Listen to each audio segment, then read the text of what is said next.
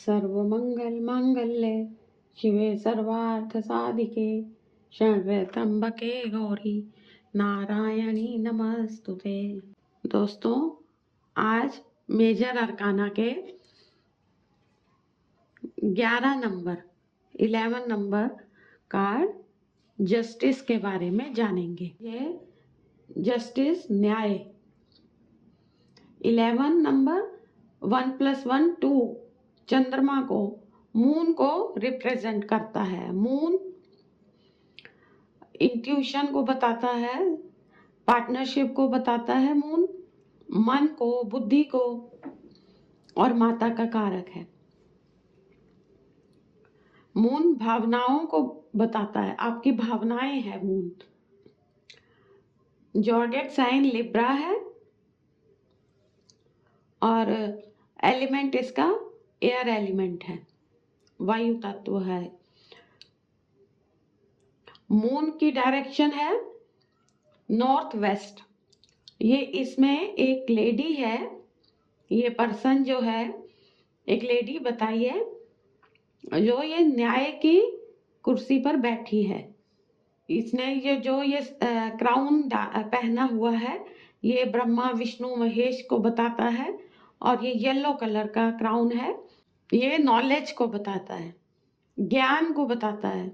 ये ब्रह्मा विष्णु महेश, ये डिवाइन से आपके कनेक्शन को बताता है कि आपका कनेक्शन डिवाइन के साथ है। और ये लेडी ने, पर्सन ने, जो तलवार हाथ में ली हुई है, ये सॉर्ड्स है, जो ये ऊपर की ओर की हुई है, दो धारी तलवार।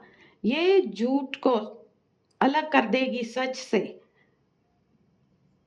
काट कर झूठ को अलग कर देगी सच से। और ये एक्शन में है कि ये एक तरह का हथियार है जो दंड के लिए भी बताया गया है। ये पर्सन ने रेड कलर का ये रोब डाला हुआ है। रेड कलर जुनून को, पैशन को, एक्शन को, एग्रेशन को बताता है। ये ग्रीन कलर का ये ऊपर से डाला है, ये कानून का जैसे कि बताता है ग्रीन कलर, न्याय को बताता है। ये दो खंबे हैं, ये संतुलन को बताते हैं, कानून को बताते हैं, संरचना को बताते हैं ये दो खंबे।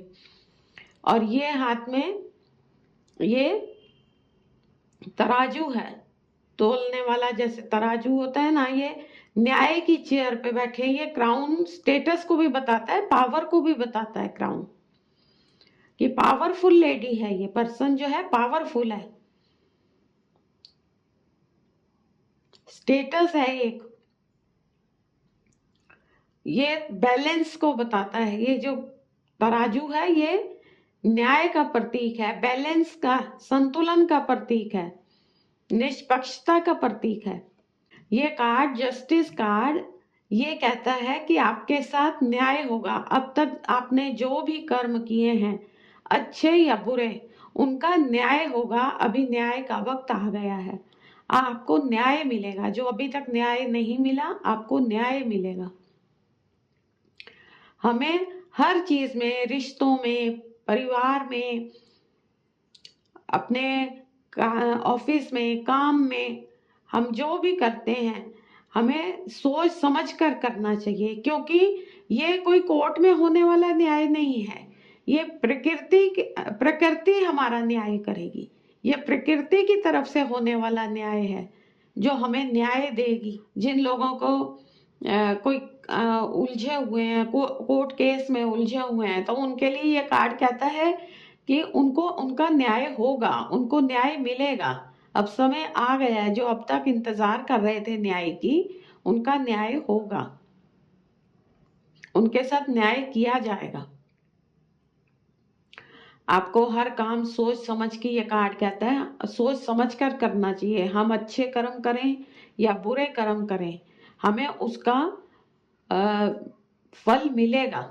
हमें वो सब भुगतना पड़ेगा। एक दिन हमारे साथ न्याय होगा। अगर हम अच्छे कर्म करते आ रहे हैं तो अब हमारा समय आ गया है कि हमें न्याय मिलेगा, जो हमने आज तक अच्छे कर्म किए थे।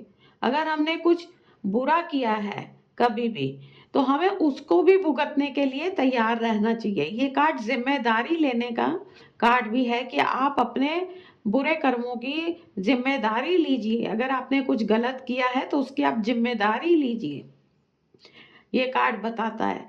ये जो पर्सन है ये थोड़ा सा एग्रेसिव भी है और स्टेट बैठी है ये पर्सन।